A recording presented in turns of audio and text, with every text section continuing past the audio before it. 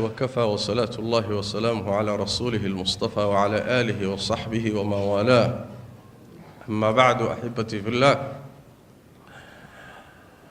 نبينا صلى الله عليه وآله وسلم وحكى السجن حديث أي صحابتي سوكورين أيان، خاصة أنس بن مالك وحولي أنس هذان صحابتي نبينا صلى الله عليه وسلم وحن شعلان شرني inuu nin reer baadiye ah kor ka yimaado oo nabiga su'aalo weydiiyo sallallahu alayhi wa alihi wasallam maxay yeelay marar badan ixtiraam iyo qadarin ay nabiga u hayaan iyo hayba ay ka haybaysanayaan ayayna kula dhiiran jirin su'aalaha ay qabaan.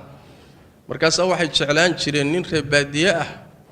oo isagu waxyaalaha aan xeerinaynin intuu yimaado nabiga inuu su'aalo weydiiyo kadibna ay ka faa'iideystaan. wuxuu yiri nin reer baadiye nabiga u yimi sallallahu alayhi wasallam wuxuu ku yiri rasuulka ilaahay qiyaamadu waa goorma. nabigu sallallahu alayhi wasallam su'aashiisi su'aal buu kaga jawaabay. wuxuu ku yiri maxaad u diyaarsatay, maxaa ku diyaarsan? wuxuu yiri waxba. riwaayad kale waxay leedahay wax weyn uma diyaarsanin, waxaan sheego naftayda ku amaano إيما ديارسنا. رواية كلا وحي لهذا صوم بدن إيه صلاة بدن إيه عبادة بدن ما ديارسنين، لكن إلهي رسول كيسان شعله إنت صنها يا الله وان شعله هاي رسول كيسان وان شعله صلى الله عليه وآله وسلم. نبي حكي صلى الله عليه وآله وسلم عدة أتشعشها يبقى الله ميلتهي. حديث كاسي سيدا مركو أدعي أي صحابة فرحين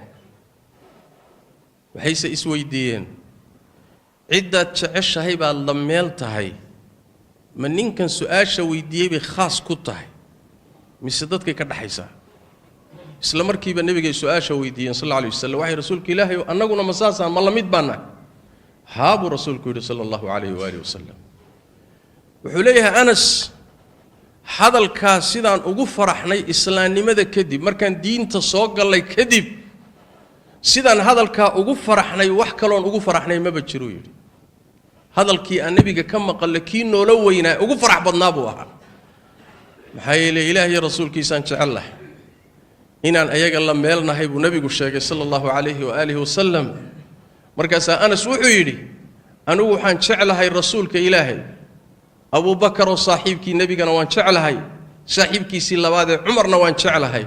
وحنا الرجينا يا إنا نكوا لما يل نقندونه شعيلك أن شعلهاي درادي عمل كودي وكلبا يانا سماينين. حديث كاسي قصة سي كوبا وحا كتشر فائدوين دورة وإن أنفعي بيد كوبادي وحي تاهي وحا مهم عد كستو مسلمنا اللوبة هي إنو إسويديو نفتي سنة أي كن نقطه قيامة وقورمة قيامة دعيتان كذا وقورمة وأتجد أن الجواب مله لكن وحوي قيامة يإني إيمانيس يإنو دمانيو يإن أدون كان دمانيو يإني نورلي دمبيسو يإني الله لو تجدونه يإن الإصلاح استبتمي دونه مرول بيني قلبي جاga كوين تاهي الحصوصناته. سأستردد بسؤالها الصحابة وحا كبنا يرددي النبي محمد صلى الله عليه وسلم إني ويديان قيامة إيا وحكو صابصا محايا لي الدون كان إيا كون كان وحسوغا يوصوص صعدا أو قيامة كوين مجرو. الساعة أدهى وأمر داهيو إيا مصيبة كوين قيامة أو صوص صعدا مجرد. سأستردد إنا دادي سوي ديسو والحال كاغا يسورصت وما عاد قدام بين دونتا هاد بيمهم متاح. الله تبارك وتعالى أنبيادي سقار كم ذا إبراهيم يا إسحاق يا يعقوب وحكو أماني إن أي أرين خاص أو قوني أو إني دارت آخر حصوصتان حصوصت دارت آخر وحكت لنا يا سامين وين بيحكوا يا لنا سنروح نولوشيس قضب كاسي مركا ومهم الدنيا دو يسن كل تجين يينكو مشغولين يينكو هالمانسين حصوص تذا بدي faa'iidada labaad ee xadiiska ku jirta waxay tahay qiyaamada xilligay dhacayso cilmigeeda ilaahay baa khaas la ah nabi maxamed waa ka jawaabi kari waayay sallallahu alayhi wa alihi wasallam isla su'aashaasa nabiga waxa weydiiyay malakul jibriil asagoo nabigu saxaabada la fadhiyo malakul jibriil oo nin bini aadana iska soo dhigo isu soo ekeysiyay ayaa su'aalo dhowr oo nabigu weydiiyay waxa kamid ahayd qiyaamadu waa goorma maxamedow iiga waran nabigu wuxuu ku yiri sallallahu alayhi wasallam al mas'uulu anha bi'a'lam min as-sa'il kan la weydiinayo iyo ka weydiinaya qiyaamadu goortay dhacayso waa ka siman yihiin waxna kamay oga aniguna waxba ka garan maayo adna wax ka garan mayso jibriil ma garanayo nabi maxamedna ma garanayo cilmigeedana ilaahay buu khaas u yahay goortay dhacayso say u dhacayso laakiin waxa laga waramay dhacdadaasi weyn ee adduunka gilgili doonta siday u dhacayso waxba la inaga siiyay laakiin xilligay dhacayso ilaahay baa og tabaaraka wa taala faa'iidada saddexaadi waxay tahay nabigu sallallahu alayhi wasallam taa markuu ka leexiyay acraabiga su'aashu meeshay ku haboonayd buu u tilmaamay wuxuu ku yiri maxaad u diyaarsatay buu uga jawaabay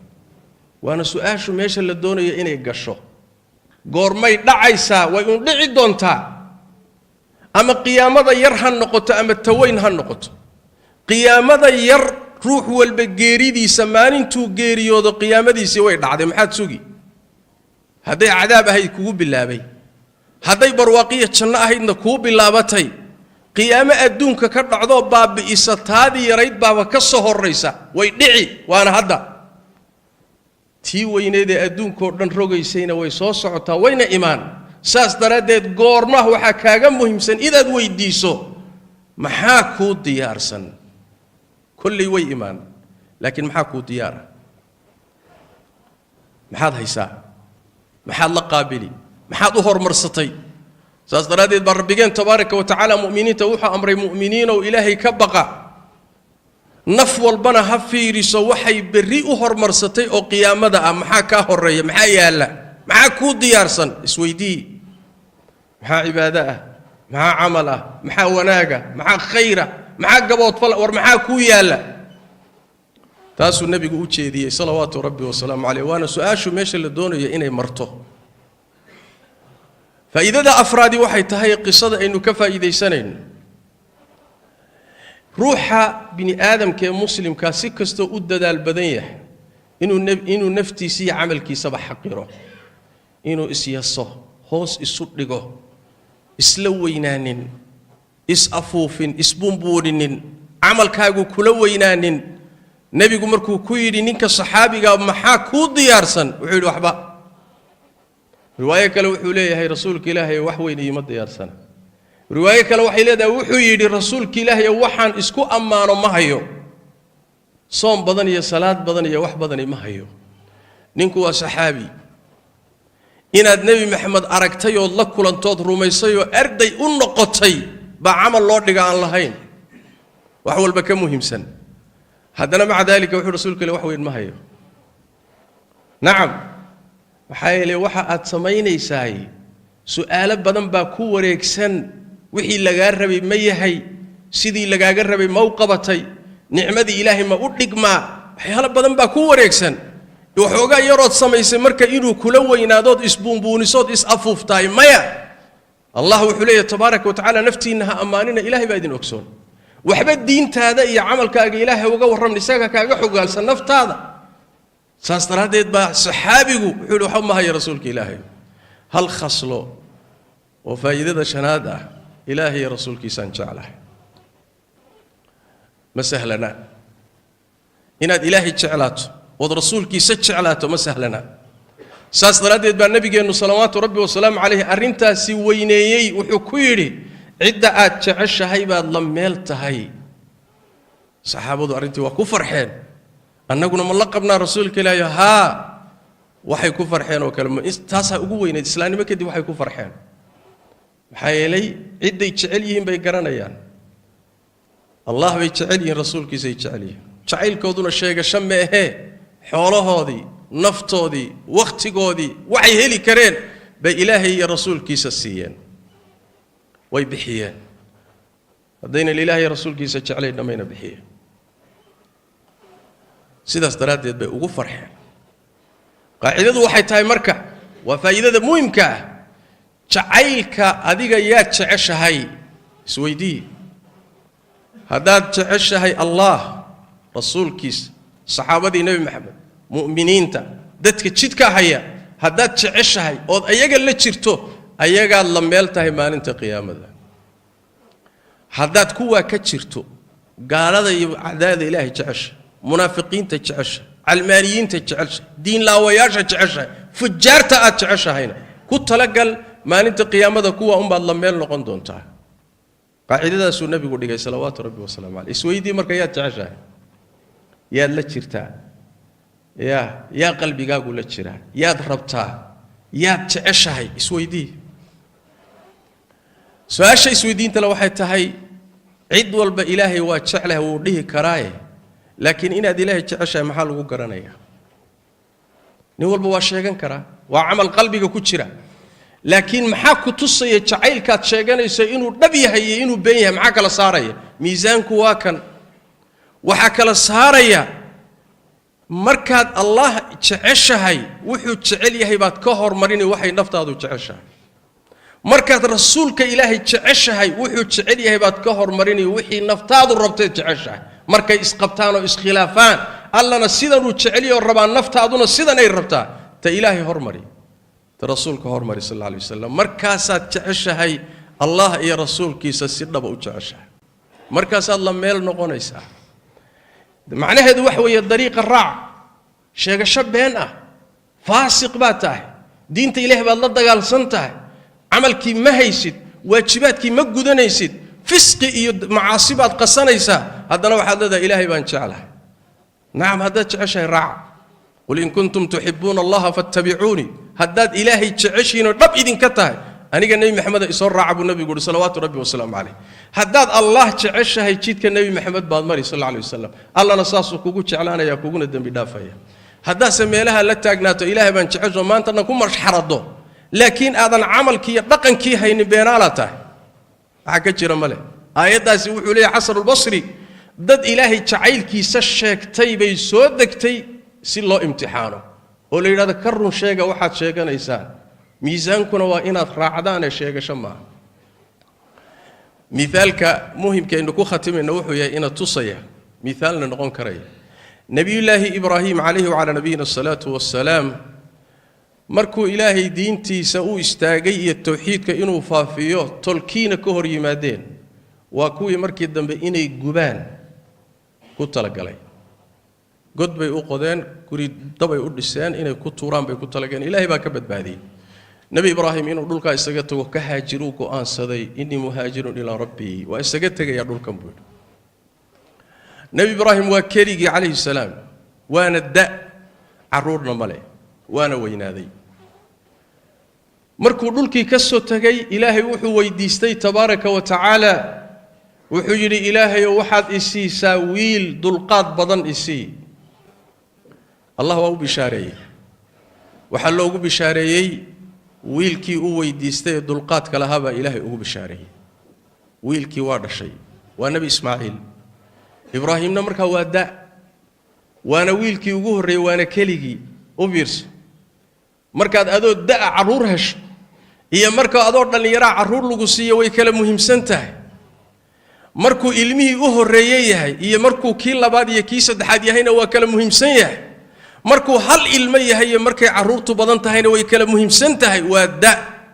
waana ilmihii u horreeyey waana ilmo keligii waana wiil nebiyullaahi wiilkii marka la siiyo uu gaadhay barbaaray aabbihii inuu raaco la shaqeeyo hawl qabta bilaabay ayaa ilaahay u waxyooday nebi ibraahim calayhi wacalaa nabiyina asalaatu wassalaam waxaa riyo loogu sheegay riyada ambiyaduna waa waxye ibraahiimow wiilkaaga keligii ah gowrac baa layidhi ilaahay dartii u bixi gowrac oo yaa yeeli laha miyay kugu fududda waa ilmahaagii waa beerkaagii waa keligii waa curadkaagii wax kale ma haysatid adaa gacantaada ku gowracaya gowrac baa layidhi nebi ibraahim calayhi wacalaa nabiyina asalaatu wassalaam wiilkiisii ismaaciil buu u bandhigay wuxuu yidhi aabbo وحل إي وحيود إنان كو قورعه الله بائي أمري محان سمينا ويل كابا كسي عجب النابا وعي ربي وصوكما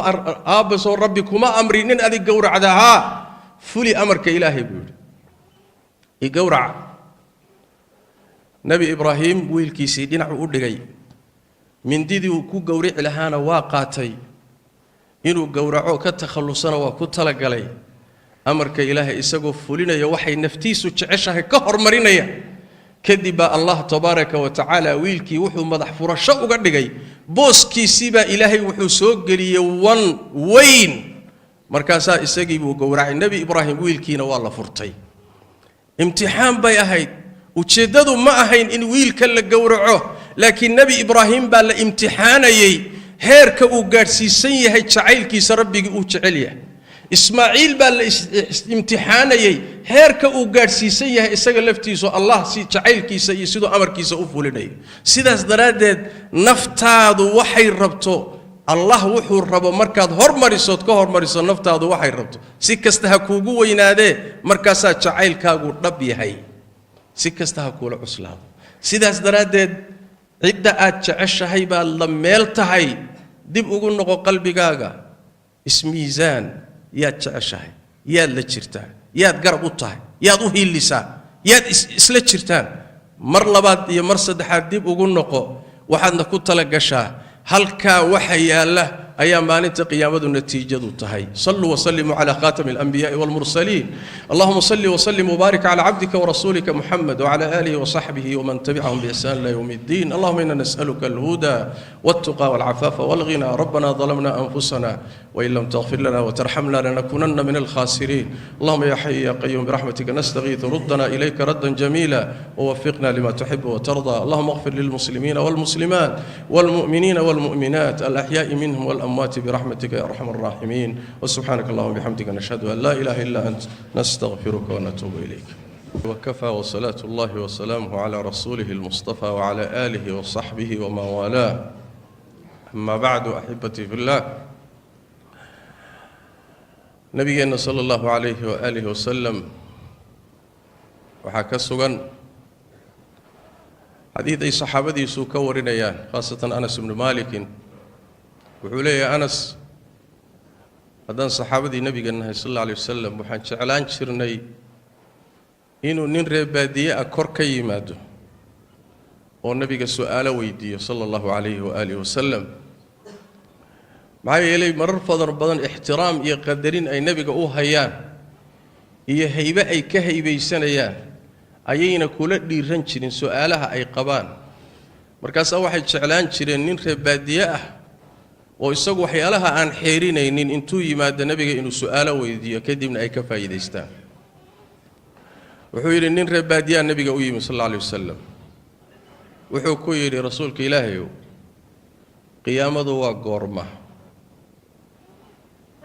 النبي صلى الله عليه وسلم سؤال شيء سؤال بك جواب وحكوي لمحاد الديار ستي محاكو الديار س وحوير وحبا رواية الوحي لهذا هو وحوين وما الديار سنة وحن شيك ونفتي إذا كو أمانه إيما الديار سنة رواية الوحي لهذا الصوم بدن إيه صلاة بدن إيه عبادة بدن ما الديار سنين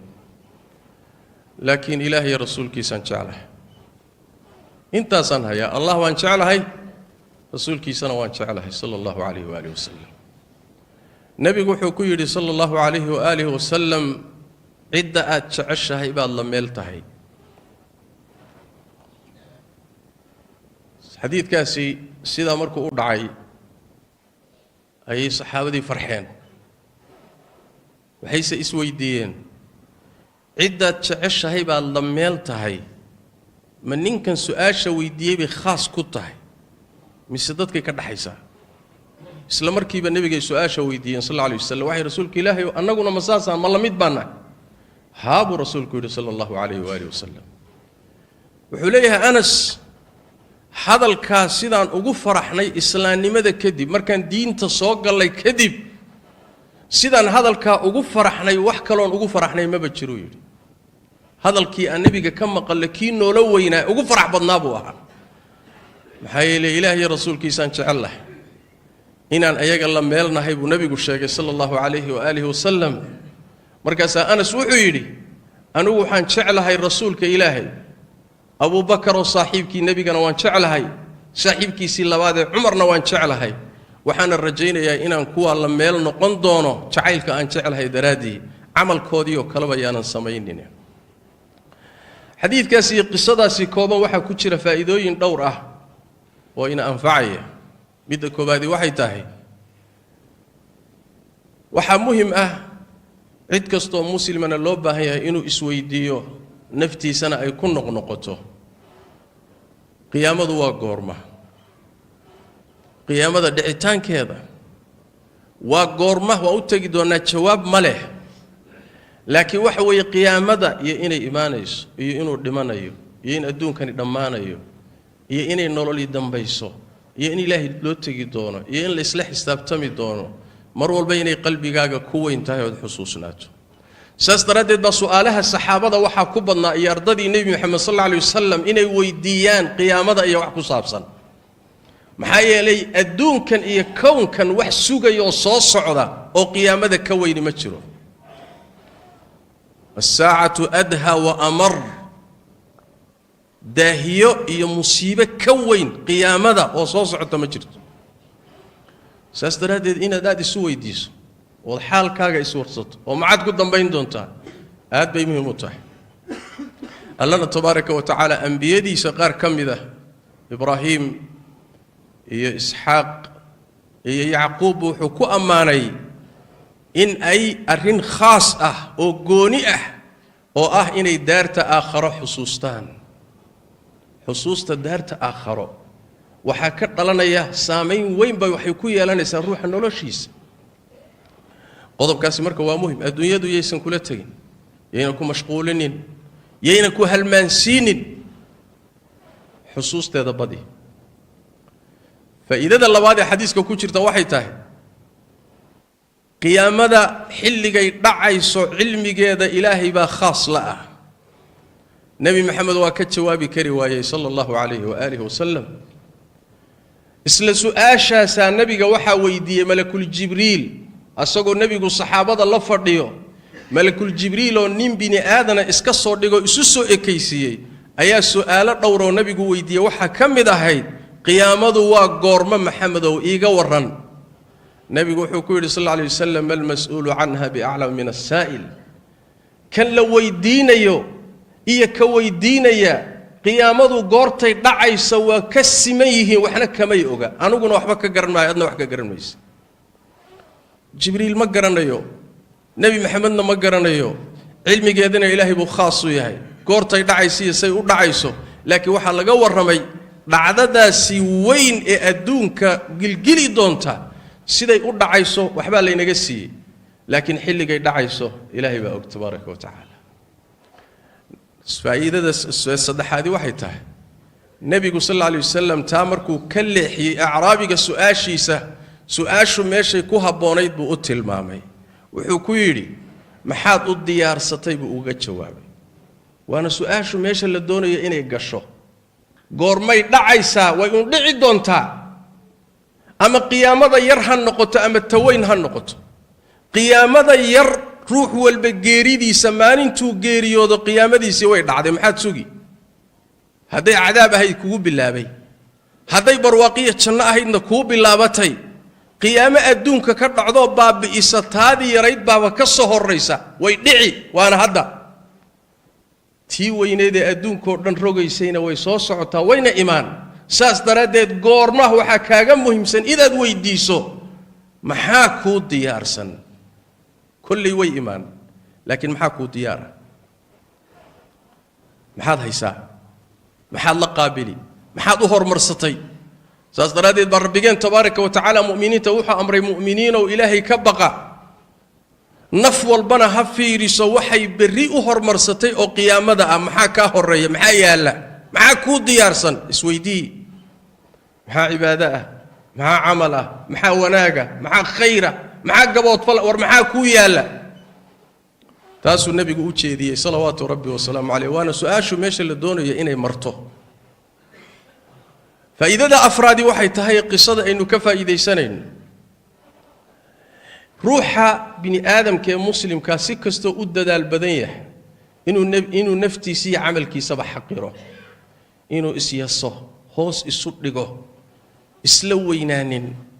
إسأفوفين إسبومبورين عمل كاغو كلوينانين نبي قمركو كويري نينك الصحابي قال محا كو ديارسن وحيلو أحبا رواية كلا وحوليه هي رسولك إلهي وحوين يمد ديارسن رواية كلا وحيلة دا وحويري رسولك إلهي وحان اسكو أمانو مهيو صوم بدني صلاة بدني وح بدني مهيو نينكو صحابي إن النبي محمد أركتي والله كل انتظر روميسيو أردي النقطي بعمل الله دقا اللهين وحول بك مهم سن هذا مع ذلك وحي رسولك لوحوين ما هي نعم وحايلي وحا أتسميني ساي سؤال بدن باكو وريكسن وحي لغا ربي ميهي سيدي لغا ربي موقبتي نعمدي إلهي ما أدلق ما حيالا بدن باكو وريكسن وحوغا يرود سميسي مركا إنو كلوين هذا إسبونبوني صوت إسأفوفتاي ميا الله وحليه تبارك وتعالى نفتي إنها أماننا إلهي بايدين أكسون وحبت دين هذا يا عمل كاغ إلهي وقورم نساك كاغ حقال سنفت هذا ساستر هذا يتبع صحابيه حلو حمها يا رسولك إلهي هل خصلوا وفايدة شنادة إلهي يا رسولك سنجعله ما سهلنا هنا إلهي تشعلاته ورسولك سجعلاته ما سهلنا ساستر هذا يتبع النبي إنه صلوات ربي والسلام عليه أرنتا سوينيي وحكويري عدة تعيش هيبة لميل تهي صحابة أرنتي وكفر حين أن نقول من لقبنا رسولك لا ها وحي كفر حين وكلمة تاسع قوين الإسلام ما كدي وحي كفر حين حيلي عدة يتشعليهم بيقرنا يعني الله بيتشعلي رسولك سيتشعلي شعيل كودون الشيء شمه هي حوله هذه نفط هذه وقت هذه وحي هلي كرين بإلهي يا رسول كيس السيان ويبحيان هدينا الإلهي يا رسول كيس الشعلي نمينا بحيان سيدا استراد يدبي وغفر حين قاعدة وحي تاي مركع وفايدة مهمة شعيلك أديك يا تعيش هاي سويدي هذا تعيش هاي الله رسول كيس صحابة النبي محمد مؤمنين تا دتك تشتك هيا هذا تعيش هاي أو أيجا اللي تشرتو أيجا لما يلتهي ما أنت قيامة هذا كوا كتشرتو قال هذا عداد إلهي تعيش منافقين تعيش علمانيين تعيش دين لا وياش تعيش فجار تعيش هنا كنت لقل ما أنت قيامة كوا بعد لما يل نقندون تا قاعدة سو النبي يقول لك صلوات ربي وسلام عليه سويدي مركيات تعيش يا لا تشرتا يا قلبي قاقول لا تشرا يا ضربتها يا تعيش هاي سويدي سؤال شيء سويدي انت لو حيت هاي عد والب إلهي واتشعله وديه كرايه لكن إن هذا إلهي تعيشه محل وقرنيه نقول بواشيغان كرا وعمل قلبي كتشرا لكن محاك تصي تعيل كات شيغان يسينو نبي هي إنه بينها معاك لصاريه ميزانك واكن وحكى لصاريه مركز الله تعيشه هاي وحو تعيلي هي بعد كهر مريني وحي نفتاضو تعيشه مركز رسولك إلهي تعيشه وحو تعيليه بعد كهر مريني وحي نفتاض الربط تعيشه مركز إسقبتان وإسخلافان الله نسيدن وتعيليه الربان نفتاضون السيدن أي الربطان تإلهي هرمري ترسولك هرمري صلى الله عليه وسلم مركزات تعيشه الله يا رسولك يسسيدنا بأو تعيشه مركز الله ميل نقون يسا معنى هذا وحوي الطريق الرع شيء شبهنا فاسق باته دينت إلهي بالله دقال سنته عملك ما هيسد واجباتك ما قدنيسد فسق معاصبات قصنيسا هذا نوع هذا إلهي بانشعله نعم هذا تعشي رع قل إن كنتم تحبون الله فاتبعوني هذا إلهي تعشين رب إذن كته أنا قال النبي محمد إصر رع أبو النبي يقول صلوات ربي والسلام عليه هذا الله تعشى هيجيت كالنبي محمد بعد مري صلى الله عليه وسلم الله نصاص كوجو تعلنا يا كوجون الدم بدافعه هذا سمي لها لتاجناته إلهي بانشعله وما أنت نكون مرش حرضه لكن هذا العمل كي يبقى كي هين بينالته عكتشر ماله آيات سوى عليه عصر البصري ضد إلهي تعيل كي سشك تي بيسودك تي سي الله امتحانه ولي هذا كرر شيء واحد شيء نيسان miisaankuna waa inaad raacdaan ee sheegasho maaha mithaalka muhimkeenu ku khatimayna wuxuu yahay ina tusaya mithaalna noqon karaya nabiyullaahi ibraahim calayhi wacalaa nabiyina asalaatu wassalaam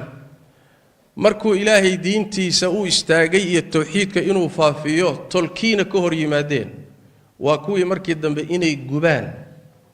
ku talagalay god bay u qodeen guri dabay u dhiseen inay ku tuuraan bay ku talageen ilaahay baa ka badbaadiyey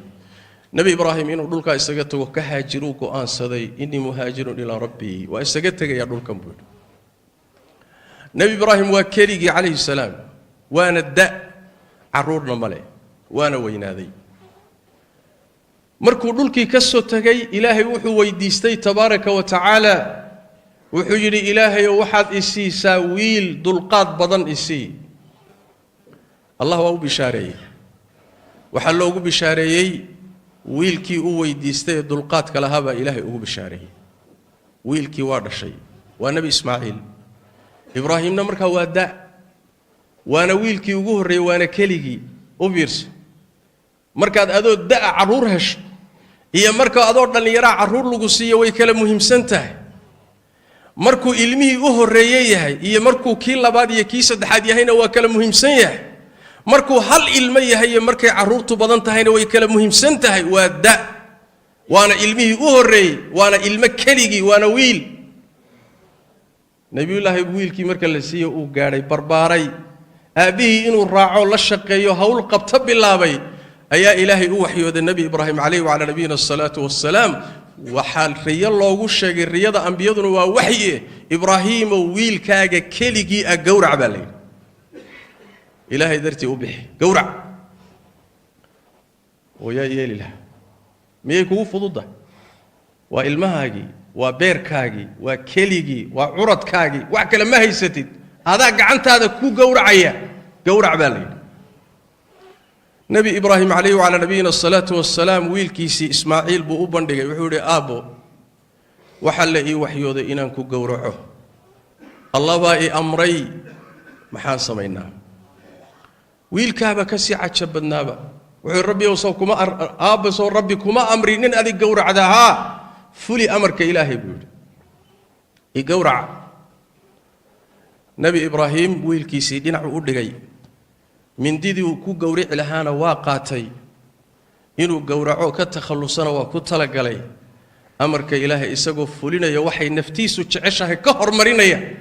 kadib baa allah tabaaraka wa tacaala wiilkii wuxuu madax furasho uga dhigay booskiisii baa ilaahay wuxuu soo geliyey wan weyn markaasaa isagii buu gowracay nebi ibraahim wiilkiina waa la furtay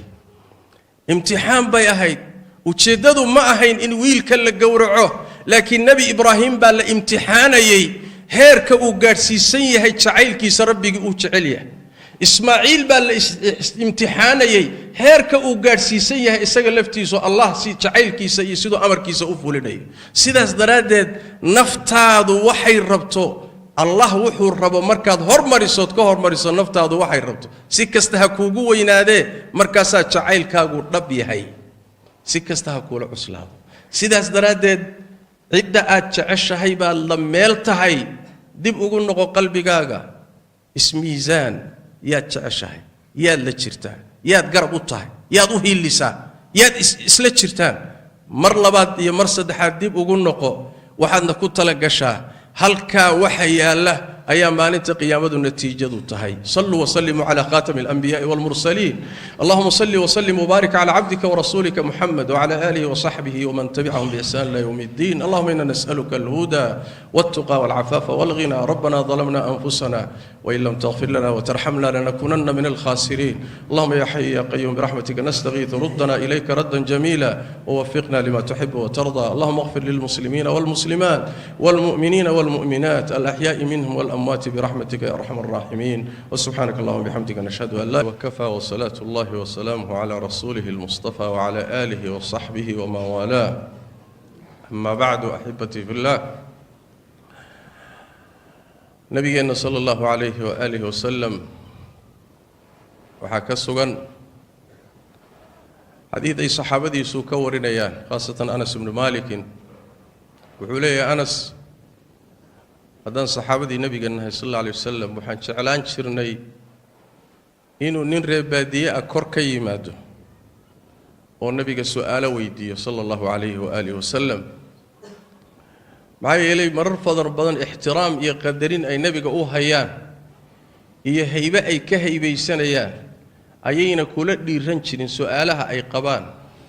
markaas waxay jeclaan jireen nin reer baadiye ah oo isagu waxyaalaha aan xeerinaynin intuu yimaado nabiga inuu su'aalo weydiiyo kadibna ay ka faa'iideystaan wuxuu yiri nin reer baadiye nabiga u yimi sallallahu alayhi wasallam wuxuu ku yiri rasuulka ilaahay qiyaamadu waa goorma nabigu sallallahu alayhi wasallam su'aashiisii su'aal buu kaga jawaabay wuxuu ku yiri maxaad u diyaarsatay maxaa ku diyaarsan wuxuu yiri waxba riwaayad kale waxay leedahay wax weyn uma diyaarsanin waxaan sheego naftayda ku amaano ima diyaarsana riwaayad kale waxay leedahay soom badan iyo salaad badan iyo cibaado badan ma diyaarsanin laakiin ilaahay iyo rasuulkiisaan jeclahay intaasaan hayaa allah waan jeclahay rasuulkiisana waan jeclahay sallallahu alayhi wa alihi wasallam nabigu wuxuu ku yiri sallallahu alayhi wa alihi wasallam cidda aad jeceshahay baad la meel tahay xadiidkaasi sida markuu u dhacay ayay saxaabadii farxeen waxayse isweydiiyeen ciddaad jeceshahay baad la meel tahay ma ninkan su'aasha weydiiyey bay khaas ku tahay mise dadkay ka dhaxaysaa isla markiiba nabiga su'aasha weydiiyeen sallallahu alayhi wasallam waxay rasuulka ilaahay annaguna masaasaan ma la mid baana haabu rasuulku yiri sallallahu alayhi wa alihi wasallam wuxuu leeyahay Anas hadalkaas sidaan ugu faraxnay islaamnimada kadib markaan diinta soo galay kadib sidaan hadalka ugu faraxnay wax kaloon ugu faraxnay ma bajiro yiri hadalkii aan nabiga ka maqalay kii noola weynaa ugu farax badnaa buu ahaa maxaa yeelay ilaahay rasuulkiisaan jecelahay inaan ayaga la meelnahay buu nabigu sheegay sallallahu alayhi wa alihi wasallam markaas Anas wuxuu yiri anigu waxaan jecelahay rasuulka ilaahay Abu Bakar oo saaxiibkii nabigana waan jecelahay saaxiibkiisii labaad ee Umarna waan jecelahay waxaan rajaynayaa inaan kuwa la meel noqon doono jacaylka aan jecelahay daraadii amalkoodii oo kala bayaanan sameeynin xadiidkaasi iyo qisadaasi kooban waxa ku jira faa'iidooyin dhowr ah oo ina anfacaya midda koobaadi waxay tahay waxa muhiim ah cid kastoo muslimana loo baahan yahay inuu isweydiiyo naftiisana ay ku noqnoqoto qiyaamadu waa goorma qiyaamada dhicitaankeeda waa goorma waa u tagi doonaa jawaab ma leh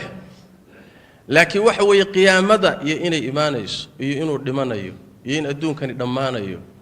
iyo inay nolol dambayso iyo in ilaahay loo tagi doono iyo in la isla xisaabtami doono mar walba inay qalbigaaga ku weyn tahay oo xusuusnaato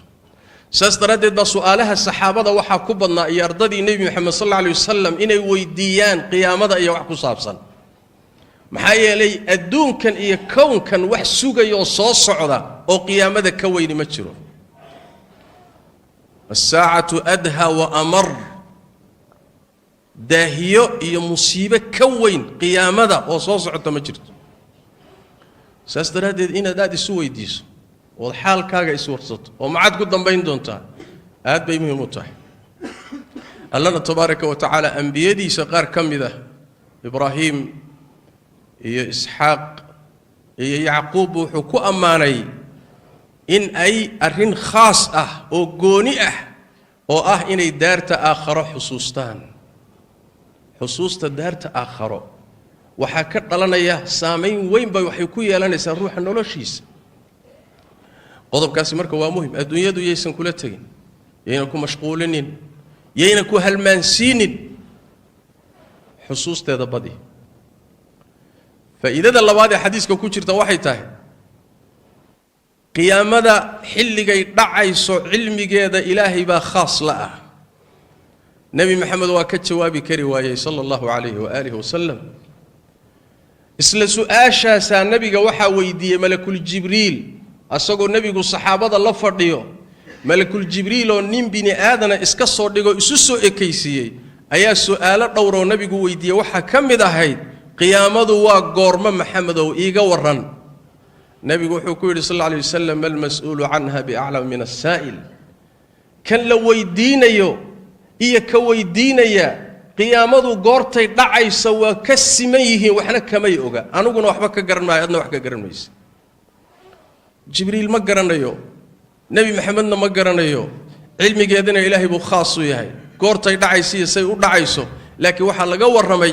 dhacdadaasi weyn ee adduunka gilgili doonta siday u dhacayso waxba la inaga siiyay laakiin xilligay dhacayso ilaahay baa og tabaaraka wa tacaala faa'iidada saddexaadi waxay tahay nabigu sallallahu alayhi wasallam taa markuu ka leexiyay acraabiga su'aashu meeshay ku haboonayd buu u tilmaamay wuxuu ku yidhi maxaad u diyaarsatay buu uga jawaabay waana su'aashu meesha la doonayo inay gasho goormay dhacaysaa way u dhici doontaa ama qiyaamada yar ha noqoto ama taweyn ha noqoto qiyaamada yar ruux walba geeridiisa maalintuu geeriyoodo qiyaamadiisii way dhacday maxaad sugi hadday cadaab ahayd kugu bilaabay hadday barwaaqiyo janno ahaydna kugu bilaabatay qiyaamo adduunka ka dhacdo baabi'isa taadii yarayd baaba ka soo horraysa way dhici waana hadda tii weyneed ee adduunkoo dhan rogaysayna way soo socotaa wayna imaan saas daraaddeed goormaha waxaa kaaga muhiimsan inaad weydiiso maxaa kuu diyaarsan كل وي إيمان لكن محاكو ديارة محاد هيسا محاد لقابلي محاد أهر مرسطي سأصدرادي بربيجين تبارك وتعالى مؤمنين توحى أمر مؤمنين وإلهي كبقى نفو البنا هفيري سوحي بري أهر مرسطي أو قيامة دا محاكا هرية محايا لا محاكو ديارسن اسويدي محا عبادة محا عمله محا وناقة محا خيرة maxaa gabood fal war maxaa ku yaala taasuu nabigu u jeediyay salawaatu rabbi wa salaamu alayhi waana su'aashu meesha la doonayo inay marto faa'iidada afraadi waxay tahay qisada aynu ka faa'iideysanayno ruuxa bini aadamka ee muslimka si kasto u dadaal badan yahay inuu naftiisa iyo amalkiisa xaqiro inuu isyaso hoos isu dhigo isla weynaanin is-afuufin isbumbuurinin camalkaagu kula weynaanin nabigu markuu ku yidhi ninka saxaabiga maxaa kuu diyaarsan wuxuu yidhi waxba riwaayo kale wuxuu leeyahay rasuulka ilaahay wax weyn iima diyaarsana riwaayo kale waxay leedahay wuxuu yidhi rasuulka ilaahay waxaan isku ammaano ma hayo soom badan iyo salaad badan iyo wax badan ma hayo ninku waa saxaabi inaad nabi maxamed aragtay oo la kulantood rumaysay oo arday u noqotay بعمل الله دقان لهين وحول بك مهم سن هذا مع ذلك وحول رسولك لوحوين ما هي نعم وحايلي وحا أتسميني ساي سؤال بدن باكو وريكسن وحي لغاربي ميهي سيدي لغاربي موقبتي نعمدي إلهي ما أدق ما حيالا بدن باكو وريكسن وحوغا يرود سميسي مركا إنو كلوين دود إسبون بونيسود إس أفوف تاي ميا الله وحليه تبارك وتعالى نفتي إنها أمانين إلهي بايدين أكسون وحبا الدين هذا إيا عمل كاقي إلهي وقورم نساقا كاقي حقال سنفت هذا ساستر هذا يتبع صحابي حلو حمها يا رسولك إلهي هل خصلو وفايدة شنادة إلهي يا رسولك سنجعله ما سهلنا إناد إلهي تشعلاته وذ رسولك سجعلاته ما سهلنا ساس دراديد بان نبينا صلوات ربي وسلام عليه arrintaasi weyneeyay wuxuu ku yiri cidda aad jeceshahay baad la meel tahay saxaabadu arrintii waa ku farxeen annaguna ma la qabnaa rasuulka ilaahay ha waxay ku farxeen oo kale taas ugu weyneed islaamnimo kadib waxay ku farxeen maxay yeelay cidday jecel yihiin bay garanayaan allah bay jecel yihiin rasuulkiisa ay jecel yihiin jacaylkooduna sheegasho ma ahe xoolahoodii naftoodii waqtigoodii waxay heli kareen bay ilaahay iyo rasuulkiisa siiyeen way bixiyeen hadayna ilaahay iyo rasuulkiisa jecelayn dhamayna bixiyeen sidaas daraadeed bay ugu farxeen qaacidadu waxay tahay marka waa faa'iidada muhiimka ah jacaylka adiga yaa jeceshahay isweydii haddaad jeceshahay allah rasuulkiisa saxaabadii nabi maxamed مؤمنين تا دتك تشيد كهيا haddaad jeceshahay ood ayaga la jirto ayagaad la meel tahay maalinta qiyaamada haddaad kuwaa ka jirto gaalada iyo acdaada ilaahay jecesha munaafiqiinta jecesha calmaaniyiinta jecesha diin laawayaasha jecesha fujaarta aad jeceshahayna ku talagal maalinta qiyaamada kuwa baad la meel noqon doontaa qaacidadaasuu nabigu dhigay salawaatu rabbi wasalaamu calayh isweydii marka yaad jeceshahay yaad la jirtaa yaa qalbigaagu la jiraa yaad rabtaa yaad jeceshahay isweydii su'aasha isweydiintana waxay tahay cid walba ilaahay waa jeclahay wuu dhihi karaaye laakiin inaad ilaahay jeceshahay maxaa lagu garanayaa nin walba waa sheegan karaa waa camal qalbiga ku jira laakiin maxaa ku tusaya jacaylkaad sheeganayso inuu dhab yahay iyo inuu been yahay maxaa kala saaraya miisaanku waa kan waxaa kala saaraya markaad allah jeceshahay wuxuu jecel yahay baad ka hormarini waxay naftaadu jeceshahay markaad rasuulka ilaahay jeceshahay wuxuu jecel yahay baad ka hormarini wixii naftaadu rabtay jeceshahay markay isqabtaan oo iskhilaafaan allana sidan uu jecel yahay rabaa naftaaduna sidan ay rabtaa ta ilaahay hormari ta rasuulka hormari sallallahu alayhi wasallam markaasaad jeceshahay allah iyo rasuulkiisa si dhab u jeceshahay markaasaad la meel noqonaysaa macnaheedu wax weeye dariiqa raac sheegasho been ah faasiq baad tahay diinta ilaahay baad la dagaalsan tahay camalkii ma haysid waajibaadkii ma gudanaysid fisqi iyo macaasi baad qasanaysaa haddana waxaad leedahay ilaahay baan jeclahay nacam haddaad jeceshahay raac qul in kuntum tuxibuuna allaha fattabicuuni haddaad ilaahay jeceshiinoo dhab idinka tahay aniga nebi maxamed isoo raaca buu nabigu yidhi salawaatu rabbi wasalaamu calayh haddaad allah jeceshahay jidka nebi maxamed baad mari sal alla alayh wasalam allana saasuu kugu jeclaanaya kuguna dembi dhaafaya haddaase meelaha la taagnaato ilaahay baan jecesho maantana ku marxarado laakiin aadan camalkii iyo dhaqankii haynin beenaala tahay waxa ka jira male aayadaasi wuxuu leeyahay xasan albasri dad ilaahay jacaylkiisa sheegtay bay soo degtay si loo imtixaano oo la yidhahdo ka run sheega waxaad sheeganaysaan miisaankuna waa inaad raacdaan ee sheegasho maaha mithaalka muhimkaynu ku khatimayna wuxuu yahay ina tusaya mithaalna noqon karaya nabiyullaahi ibraahim calayhi wacalaa nabiyina asalaatu wassalaam markuu ilaahay diintiisa u istaagay iyo tawxiidka inuu faafiyo tolkiina ka hor yimaadeen waa kuwii markii dambe inay gubaan ku talagalay god bay u qodeen guri dabay u dhiseen inay ku tuuraan bay ku talagaleen ilaahay baa ka badbaadiyey nabi ibraahim inuu dhulkaa isaga tago ka haajiruu go'aansaday innii muhaajirun ilaa rabbii waa isaga tegayaa dhulkan buu yidhi nabi ibraahim waa keligii calayhi salaam waana carruurna male waana weynaaday markuu dhulkii ka soo tagay ilaahay wuxuu weydiistay tabaaraka wa tacaala wuxuu yidhi ilaahayow waxaad isiisaa wiil dulqaad badan isii allah waa u bishaareeyey waxaa loogu bishaareeyey wiilkii u weydiistay ee dulqaadka lahaa baa ilaahay ugu bishaareeyey wiilkii waa dhashay waa nebi ismaaciil ibraahimna markaa waa waana wiilkii ugu horreeyey waana keligii u biirso markaad adoo carruur hesho iyo markaa adoo dhallinyaraa carruur lagu siiyo way kala muhiimsan tahay markuu ilmihii u horreeyey yahay iyo markuu kii labaad iyo kii saddexaad yahayna waa kala muhiimsan yahay markuu hal ilmo yahay iyo markay carruurtu badan tahayna way kala muhiimsan tahay waa waana ilmihii u horreeyey waana ilmo keligii waana wiil nabiyullaahi wiilkii marka la siiyo uu gaadhay barbaaray aabbihii inuu raaco la shaqeeyo hawl qabta bilaabay ayaa ilaahay u waxyooday nebi ibraahim calayhi wacalaa nabiyina asalaatu wassalaam waxaa riyo loogu sheegay riyada ambiyaduna waa waxye ibraahiimow wiilkaaga keligii ah gowrac baa layidhi ilaahay dartii u bixi gowrac oo yaa yeeli laha miyay kugu fududahay waa ilmahaagii waa beerkaagii waa keligii waa curadkaagii wax kale ma haysatid adaa gacantaada ku gowracaya gowrac baa layidhi nebi ibraahim calayhi wacalaa nabiyina asalaatu wassalaam wiilkiisii ismaaciil buu u bandhigay wuxuu yidhi aabbo waxaa la ii waxyooday inaan ku gowraco allah baa ii amray maxaan samaynaa wiilkaaba ka sii caja badnaaba wuxuu rabbi soo kuma aabba soo rabbi kuma amri nin adig gowracda haa fuli amarka ilaahay buu yidhi i gowraca